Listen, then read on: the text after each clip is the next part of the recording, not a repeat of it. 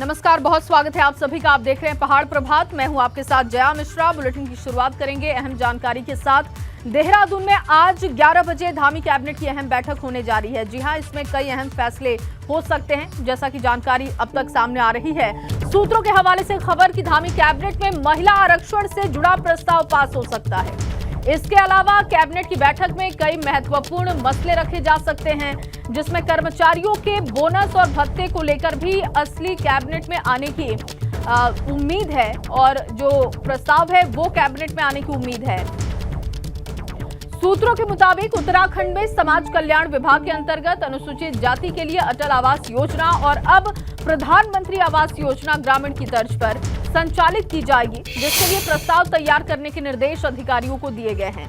उम्मीद जताई जा रही है कि धामी कैबिनेट में शहरी विकास और वित्त विभाग से संबंधित कई फैसलों पर मुहर लगेगी और कई विभागों की नियमावली में संशोधन भी हो सकता है।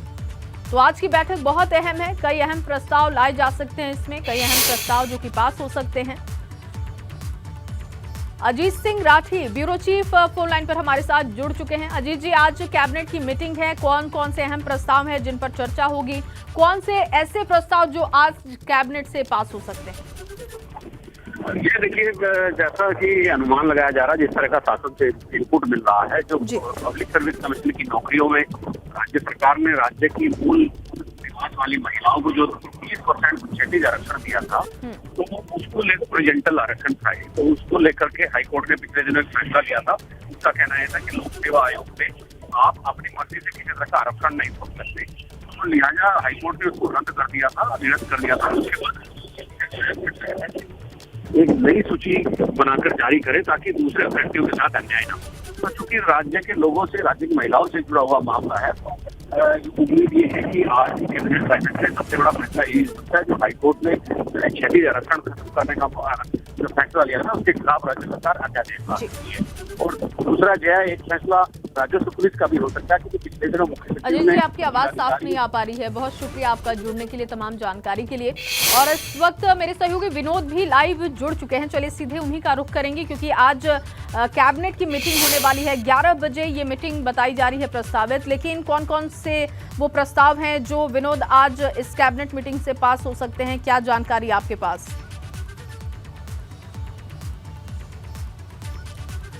जया, देखिए, आज सचिवालय में 11 बजे मुख्यमंत्री पुष्कर सिंह धामी की अध्यक्षता में आज बड़ी और महत्वपूर्ण बैठक ये कैबिनेट की आज होने जा रही है। और अगर सबसे पहले अगर बात करें तो उत्तराखंड सरकार राज्य में महिलाओं को आरक्षण देने के अध्यादेश को आज मंजूरी दे सकती है। ये सबसे महत्वपूर्ण निर्णय धामी सरकार का है।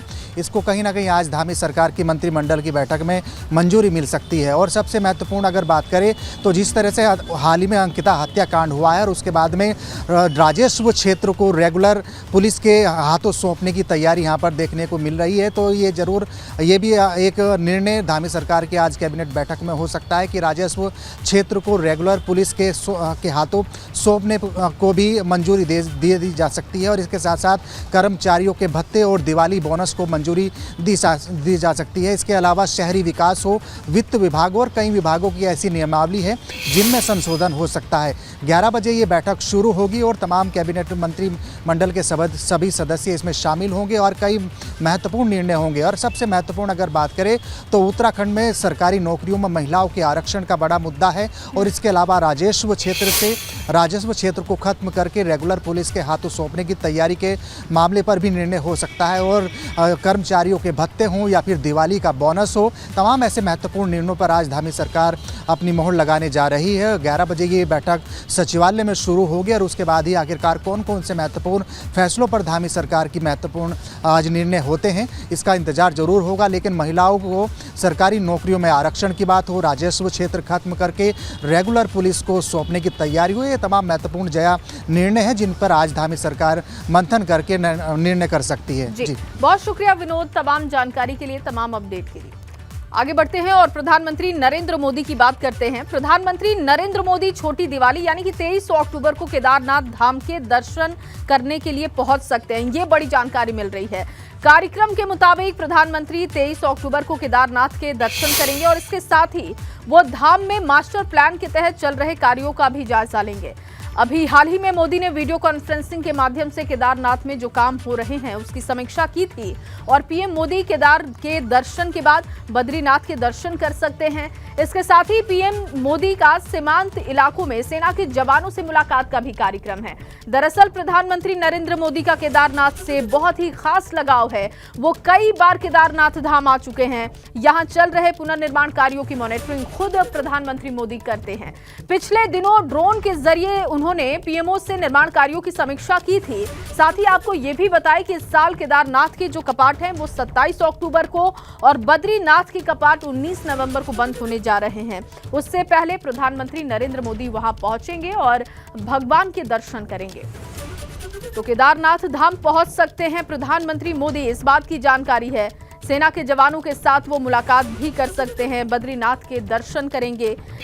ये तमाम अहम जानकारी आप तक हम पहुंचा रहे हैं। वहीं मुख्यमंत्री पुष्कर सिंह धामी केदारनाथ पहुंचे। इस दौरान मुख्यमंत्री की पत्नी गीता धामी भी उनके साथ मौजूद थी। मुख्यमंत्री ने केदारनाथ धाम में दर्शन पूजन किए। इसके बाद सीएम धामी ने केदारपुरी में चल रहे निर्माण कामों का निरीक्षण भी किया है। पीएम मोदी के संभावित दौरे से पहले सीएम धामी का ये दौरा बहुत अहम है। ये देखिए तस्वीरें आपको दिखा रहे हैं जब गीता धामी के साथ अपनी पत्नी के साथ मुख्यमंत्री पहुंचे, पूजा अर्चना की। और इसके साथ साथ जानकारी ये भी है क्योंकि प्रधानमंत्री मोदी का संभावित दौरा है, उससे पहले ये दौरा बहुत अहम माना जा रहा है। और जब सीएम पुष्कर सिंह धामी वहां पर पहुंचे थे तो सबसे पहले भगवान के दर में पहुंचे। भगवान के दरबार में हाजिरी लगाने के बाद जो वहां पर निर्माण कार्य हो रहा है उसकी भी उन्होंने समीक्षा की।